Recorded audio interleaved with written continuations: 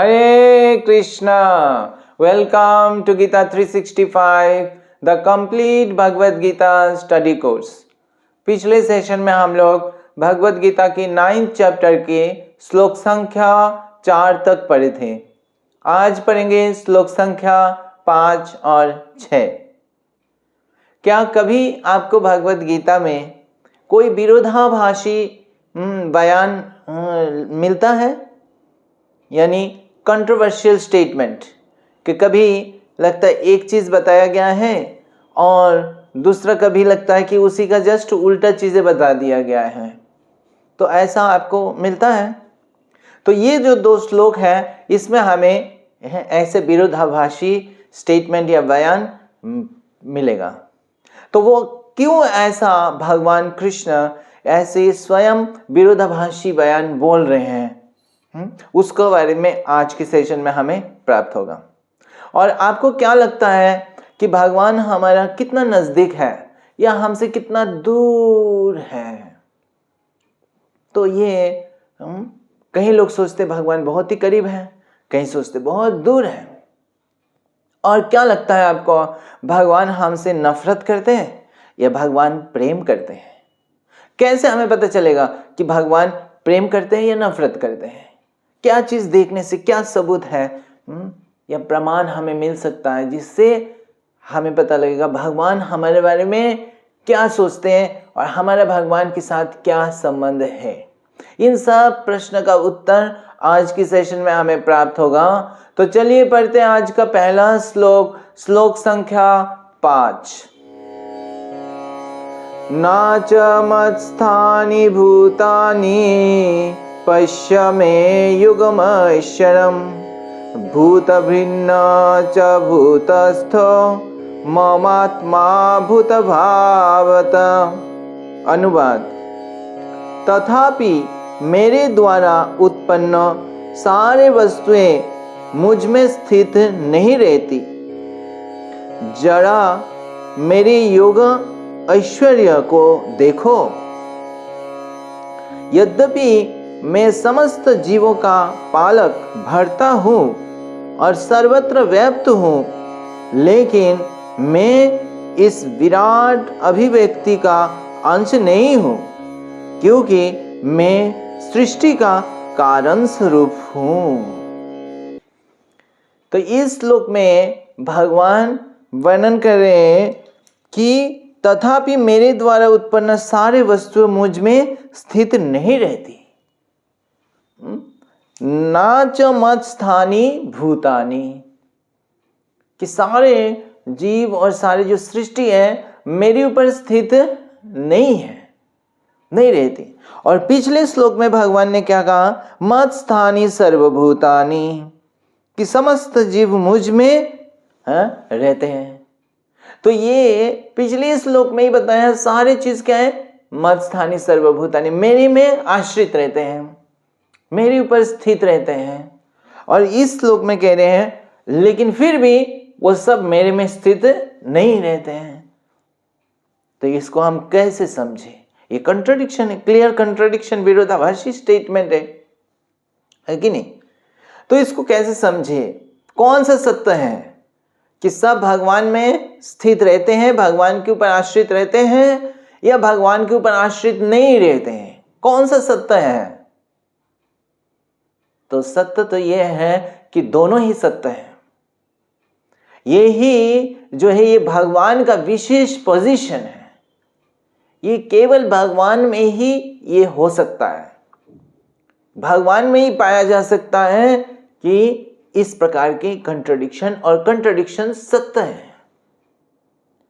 इसी को कहा जाता है अचिंत्य शक्ति भगवान का। जैसे 8वां अध्याय में हमने चर्चा किया था, भगवान ने वर्णन किए थे कि 9 जो गुण है जिसके ऊपर भक्त भगवान की चिंतन करते हैं, उसमें एक क्या था? अचिंत्य, कि वो हमारे चिंता के परे है, हमारे एक्सपीरियंस से परे है।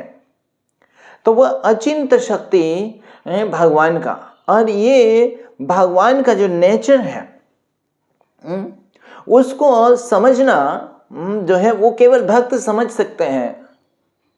तो ये भगवान का जो नेचर है वो हमारा ना तो हमारा जैसा है और ना तो टोटली अलग है, उसको कहते हैं भेद अभेद तत्व, अचिंत भेद अभेद तत्व। भगवान और इस प्रकृति भगवान से अलग भी है और भगवान से अलग नहीं भी है। जीव जो है भगवान से अलग, भगवान की क्वालिटी जैसे अलग है भी और अलग नहीं भी है। तो ये भगवान का जो शक्ति है ये अचिंत भेद भी है और भेद नहीं भी, अभेद भी है। ये केवल भगवान में पाया जाता है। तो ये भगवान का अचिंत शक्ति है। तो इस अचिंत शक्ति के द्वारा ही भगवान जो है ये सृष्टि और सब कुछ का संहार ये सब कर रहे हैं। तो ये भगवान को समझने का जो है सही तरीका है। ये जो अध्याय है परम गुह्य ज्ञान या गुह्यतम ज्ञान है, तो हमने ऑलरेडी चर्चा किया। तो ये गुह्यतम क्यों है? क्योंकि इसमें भगवान और जीव के बीच में संबंध है। और वो संबंध क्या है, क्या बारे में वर्णन है ये? तो जीव और भगवान के बीच में संबंध क्या है? क्या संबंध है? प्रेममय संबंध, लविंग रिलेशन। तो भक्तिमय और प्रेममय। भक्ति क्या है? भगवान के प्रति जीवों का प्रेम, समर्पण और प्रेम। तो ये जो है ये भगवान के साथ जीव का ये जो मधुर संबंध है, वो संबंध को अक्सर जो है हमें पता नहीं चलता है।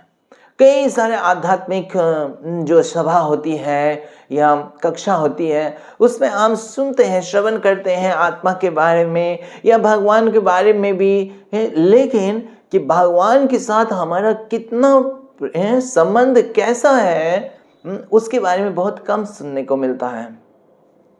कई अलग अलग जो है धर्म संस्थाएं हैं, वो कभी कभी वर्णन करते हैं, लेकिन पूरा जगत में भगवान के बारे में, भगवान की पोजीशन के बारे में कुछ गलत धारणा है, मिसकंसेप्शंस है।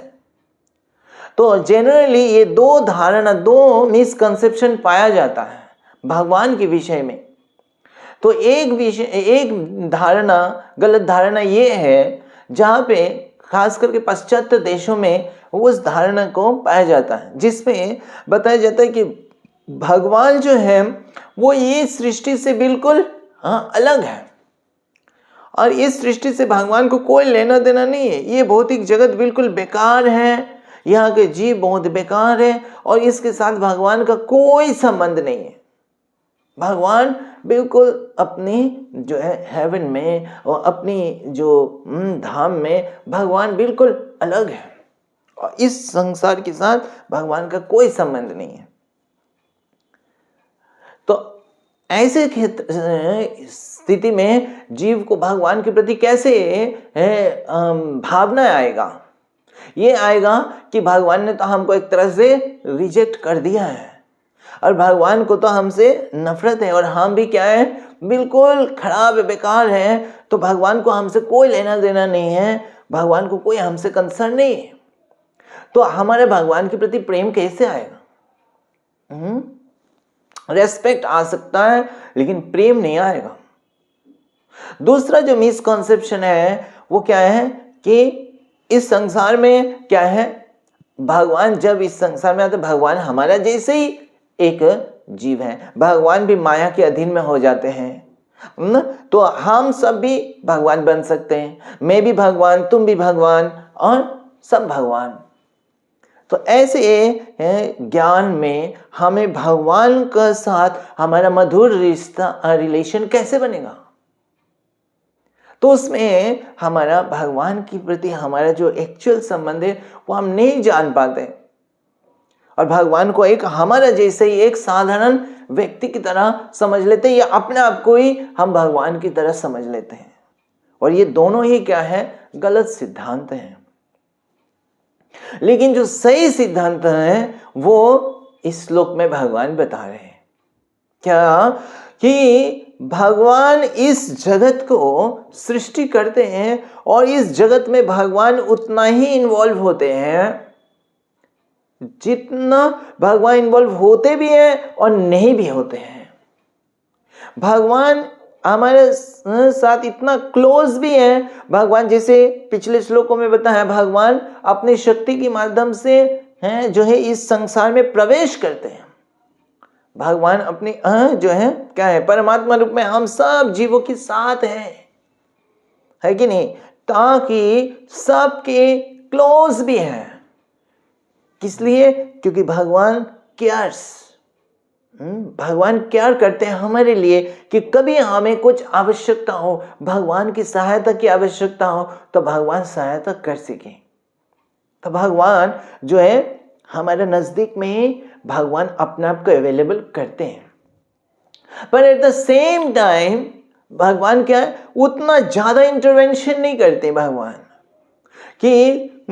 कि जो है हमारा फ्रीडम या हमारा उसमें हस्तक्षेप नहीं करते हैं। तो भगवान उससे विरक्त रहते हैं कि जीवों के कर्म क्या है, क्या कर रहा है, उससे भगवान विरक्त रहते हैं, ताकि जीव जो है अपनी इंडिपेंडेंस को अपना वो एक्सरसाइज कर सके। ये प्रेम का लक्षण है। अगर कोई प्रेम होगा तो फोर्स नहीं हो सकता, फोर्स करके प्रेम नहीं हो सकता है। तो भगवान वो फ्रीडम भी देते हैं। तो भगवान ये जो जगत है, इस जगत को भगवान सृष्टि करते हैं, और क्यों सृष्टि करते हैं वो हमें अगली सेशन में पता चलेगा।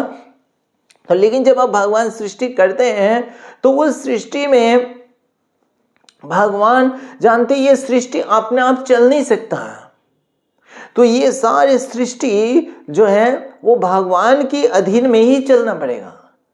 तो भगवान के अधीन में, भगवान की शक्ति के अधीन में ही वो जो है ये सारे सृष्टि, ये भौतिक जगत जो चलता है, ये भगवान की शक्ति के आधार में आश्रित होकर चलता है। लेकिन भगवान के ऊपर उस तरह से आश्रित नहीं है कि भगवान को बर्डन हो जाए। कभी कभी ऐसे चित्र दिखाया जाता है कि ये जो ब्रह्मांड है इसको कौन उठाया हुआ है, एक एटलस का चित्र दिखाया जाता है कि वो उठा रहा है, इस पृथ्वी को उठा रहा है वो, और वो उसको इतना भारी लग रहा है क्योंकि ये पृथ्वी है तो भारी। ये ब्रह्मांड आप सोच सकते हैं पृथ्वी का वजन कितना है, सूर्य का वजन कितना है, हमारे कल्पना के बाहर है। तो कोई व्यक्ति अगर उसको उठाना चाहे, उसको धारण कर, तो उसको कितना वजन लगेगा। तो एटलस को दिखाया जाता है कि वो जो है इसका भार वहन करने में बहुत कष्ट हो रहा है। लेकिन जब भगवान इस सारे ब्रह्मांड का धारण कर रहे हैं, भगवान को ऐसा कष्ट नहीं हो रहा है। तो उस दृष्टि से वो सारे एक तरह से भगवान के ऊपर आश्रित नहीं भी है, क्योंकि भगवान जिस चीज के ऊपर आश्रित हैं वो भगवान से एक तरह से अलग है। तो वो प्रभुपाद बताते हैं ये जो स्पेस है, जो ये स्पेस भगवान ने क्रिएट किया हुआ है, जिसमें ये सूर्य मंडल, ये सारे जो यूनिवर्स फ्लोट कर रहा है, तो ये भगवान का ही एनर्जी है। लेकिन भगवान उस एनर्जी से अलग है, सेपरेट। भगवान का एग्जिस्टेंस उससे सेपरेट है। तो इसमें वजन भगवान को नहीं लग रहा है, पर इच्छा ये हो रहा है किसकी, भगवान की इच्छा से हो रहा है। पूरा भगवान के ऊपर भगवान का कंट्रोल है, लेकिन ये भगवान के ऊपर भारी नहीं पड़ रहा है। तो इससे भगवान बता रहे हैं कि ये मेरे ऊपर आश्रित है, लेकिन मेरे ऊपर आश्रित नहीं भी है ना। अमेजिंग। तो ये जो अमेजमेंट है कि भगवान की जो क्वालिटीज हैं वो इतना अमेजिंग है, आश्चर्यजनक है। तो ये अमेजमेंट जो है ये क्या होता है, ये है प्रेम का लक्षण होता है।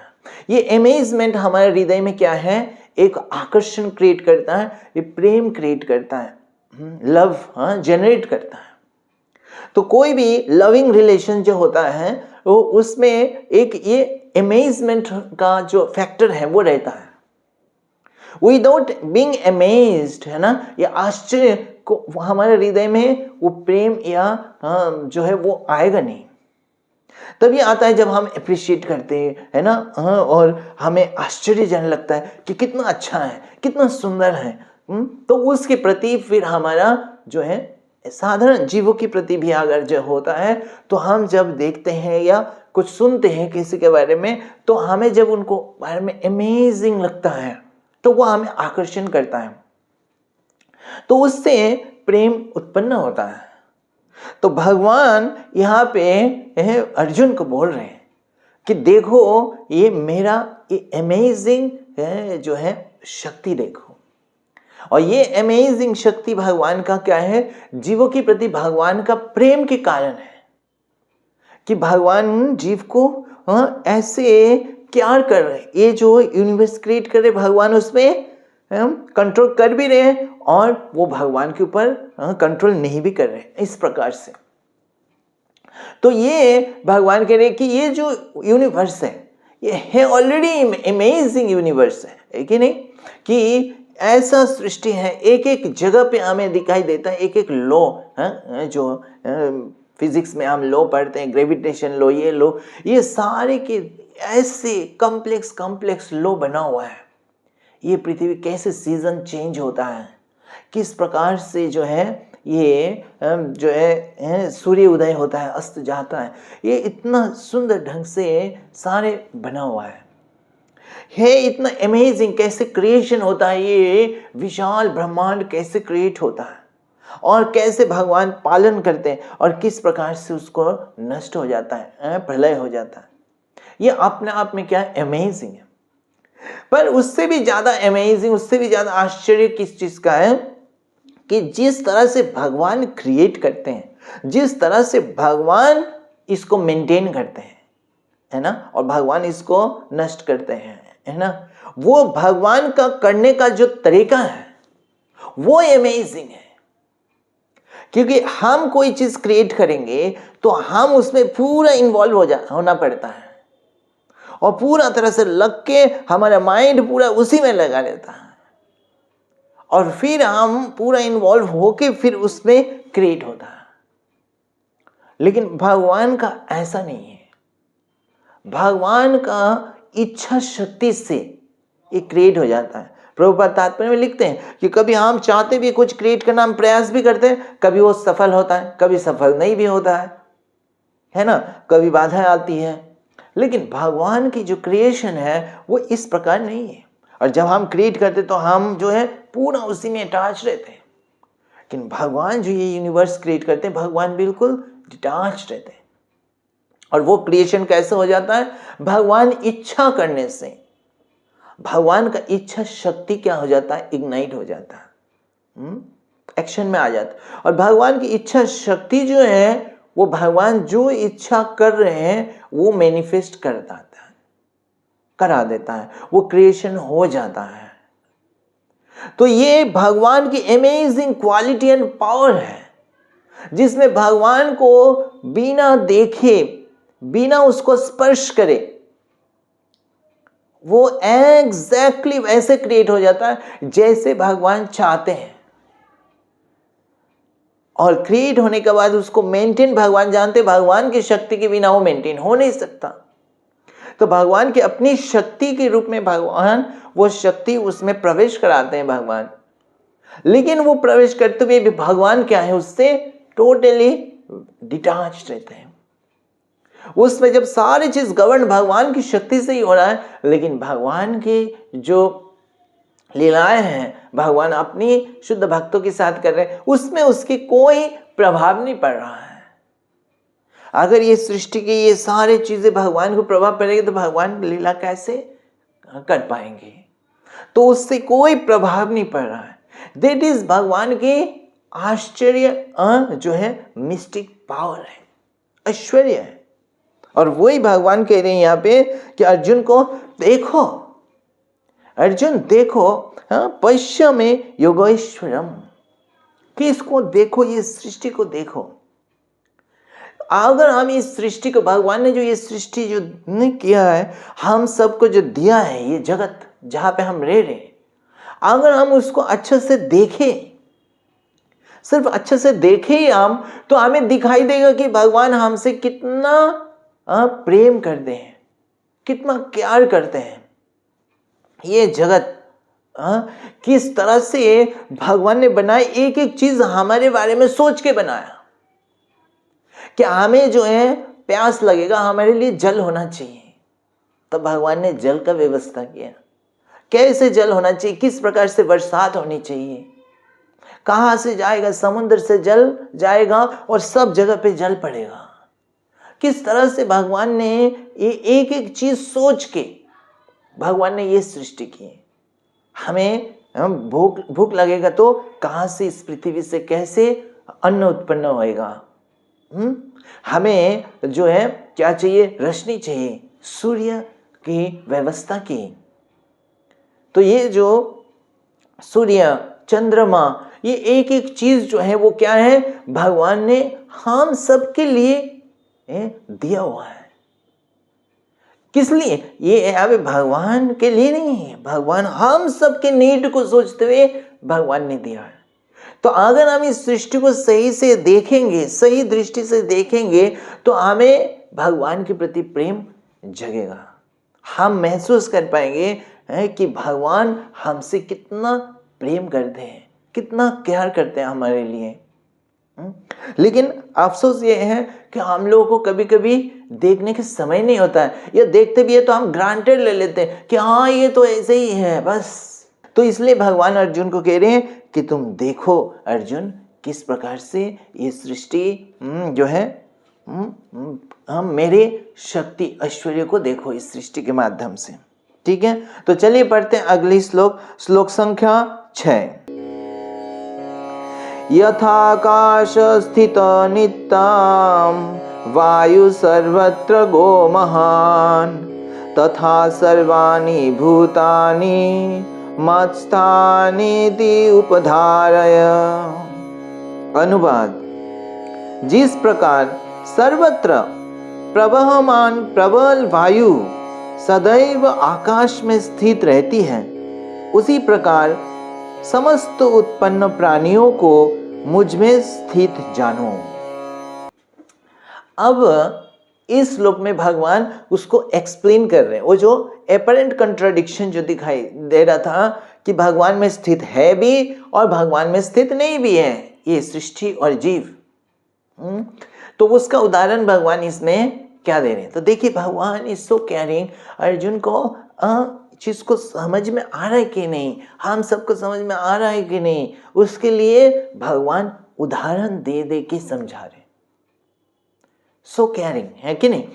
तो भगवान क्या उदाहरण दे रहे हैं, कितना परफेक्ट उदाहरण दे रहे हैं। भगवान बोल रहे हैं कि जैसे वायु है ना, वायु इतना पावरफुल है, और ये वायु जो है कहाँ स्थित होता है, इस जो है हम वायु चलता है ना, प्रवाह होती है, तो वायु एक जगह से हर एक जगह जाता है। कभी इतना जो है तूफान आता है और वो किसी को भी उखाड़ के पेड़ को फेंक सकता है। तो ये वायु कितना शक्तिशाली भी है।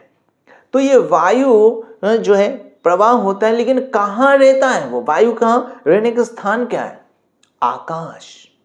वो आकाश में स्थित है, ये वायु आकाश में स्थित है। वो अपना एक्टिविटी कर रहा है, लेकिन वो है कहाँ पे? वो आकाश में स्थित है, आकाश की परिधि के अंदर है वो, है कि नहीं।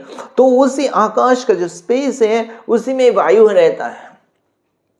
लेकिन जो आकाश है वो आकाश वायु को साथ अटैच नहीं है, वायु आकाश से डिटैच्ड है।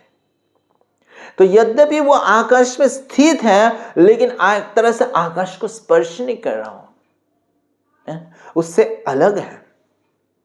तो उसी प्रकार ये जो भौतिक जगत है, तो ये जो सृष्टि है ये भगवान की शक्ति के अधीन में है, शक्ति का अंदर है, शक्ति में ही आश्रित है। लेकिन वो उस शक्ति, भगवान के जो शक्ति है और भगवान के साथ अटैच्ड नहीं है, भगवान उससे अटैच नहीं, तो उससे अलग है। तो इसीलिए भगवान का ये जो भौतिक संसार की जो शक्ति है उसको कहा जाता है भगवान की सेपरेटेड एनर्जी, कि भगवान का ही एनर्जी लेकिन सेपरेटेड है, कि भगवान के साथ क्या है, अटैच नहीं, कनेक्शन क्या है, सेपरेटेड है, यह बहिरंगा शक्ति। तो ये भगवान यहाँ पे बता रहे हैं, उदाहरण दे रहे हैं। तो ये हम देखते हैं, तो ये जो आसमान है कि नहीं, ये आसमान का और एक इससे हमें समझ में आता है कि क्या ये जो आसमान है, तो वायु को जो फ्रीडम मिला हुआ है एक तरह से, है ना, स्वाधीनता मिला है, स्वतंत्रता है वायु का, कि वायु कहीं से भी कहीं जा सकता है, उत्तर दिशा से दक्षिण दिशा में जा सकते हैं, पूर्व से पश्चिम, ये ऊपर से नीचा, नीचे से ऊपर, कहीं भी जहां वायु जाना चाहता है वो जा सकता है। लेकिन वायु का क्या है, एक लिमिट है, और वो लिमिट क्या है, वो आसमान की परिधि के अंदर है। तो वो अपनी स्वतंत्रता को पूरा एक्सरसाइज कर सकता है, लेकिन विद इन ए लिमिट, और वो लिमिट क्या है, वो आसमान के अंदर है कि नहीं। तो उसी प्रकार ये जो प्रकृति है या जीव है, उसमें वो भगवान ने क्या है, उसको एक तरह से स्वतंत्रता दिया हुआ है, और वो स्वतंत्रता से जीव कभी अच्छा कार्य कर सकता है, कभी बुरा कार्य कर सकता है, उसको जो चाहिए वो कर सकता है। भगवान उसमें हस्तक्षेप में की नहीं करते हैं, क्योंकि जैसे हमने वर्णन किया, प्रेम का मतलब ही क्या है, फ्रीडम है कि नहीं। तो उससे हमें पता चलता है कि भगवान के जीव के प्रति कैसा रिलेशन है। तो वो क्या है, भगवान का वो जीवों को फ्रीडम मिला हुआ है। तो वो इसीलिए जीव हम जो है एक तरह से दिखाई पड़ता है कि अरे हमें कभी कभी लगता है कि अरे भगवान के बिना ही तो हम लोग कर पा रहे हैं चीजें, है कि नहीं। तो क्योंकि हमें ये फ्रीडम है, भगवान ने दे रखा है। भगवान चाहे तो फ्रीडम का वो कर सकते हैं, छीन सकते हैं, लेकिन नहीं छीनते हैं, फ्रीडम दिया हुआ है। तो वो जो है जैसे वायु आसमान की परिधि के अंदर है, लेकिन हमें देखना हमारा फ्रीडम का एक लिमिट है, हम उससे बाहर नहीं जा सकते। जब हमें कॉल ऑफ नेचर आता है कि नहीं, जो हमें कॉल ऑफ नेचर जो होता है, तो हमें उस समय जाना पड़ता है। एक समय तक हम कंट्रोल कर सकते हैं, उसके बाद नहीं कर पा सकते हैं। तो हमें समझ में आता है हमारा कंट्रोलिंग का लिमिट क्या है। हम एक लिमिट तक कर सकते हैं, हम कुछ जो है सृष्टि कर सकते हैं। तो इसीलिए कभी कभी जीव को ईश्वर कहा जाता है ना, कि वो कंट्रोल कर लेता है, कुछ चीज कंट्रोल कर लेता है, कुछ फ्रीडम है, लेकिन वो सुप्रीम कंट्रोल नहीं है, वो कंट्रोल है, एक लिमिट के अंदर है। तो सुप्रीम कंट्रोलर कौन है, परम ईश्वर कौन है, वो भगवान कृष्ण है। तो परम ईश्वर, हम अपने आप को, ईश्वर तो है, हमारे फ्रीडम है, लेकिन हम ये ना गलत फहमी में ना आ जाए कि हम ही पूर्ण फुल्ली है, फ्री है, स्वतंत्र है। पूर्ण स्वतंत्र नहीं है, ये परम ईश्वर नहीं है, परम ईश्वर भगवान है। तो जिस प्रकार वायु को फ्रीडम मिला हुआ है विद इन आसमान की परिधि के अंदर, उसी तरह हम सब जीवों को, इस संसार को भी भगवान ने एक तरह से ऑटो पायलट में छोड़ रखा है, कि वो हमें लगता है कि अपने आप चल रहा है, लगता है जीव ही चीज को कर रहा है, हम ही सिर्फ चीज को, इस पृथ्वी को मेंटेन कर रहे हैं, ऐसे लग रहा है, लेकिन क्या है, हमारा उस लिमिट के अंदर है। तो इस प्रकार से वायु आसमान की परिधि के अंदर अपना फ्रीडम को एक्सरसाइज कर सकता है। दूसरा, जब सृष्टि होती है तो वायु क्या है, आकाश से उत्पन्न होती है। जब सृष्टि में सबसे पहले सृष्टि क्या होती है, आकाश, फिर होती है वायु। तो ये जो है, ये हम भगवान से ही ये सारे पृथ्वी, ये सारे चीज क्या है का सोर्स क्या है, भगवान है।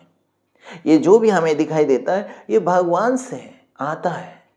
तो इसलिए पिछले श्लोक में भगवान के भगवान ही सोर्स है, तो उसी से आता है। तो इस प्रकार से भगवान, इस भौतिक जगत में भगवान का कंट्रोल पूरा है, होते हुए भी भगवान इसको थोड़ा फ्रीडम दे रखा है।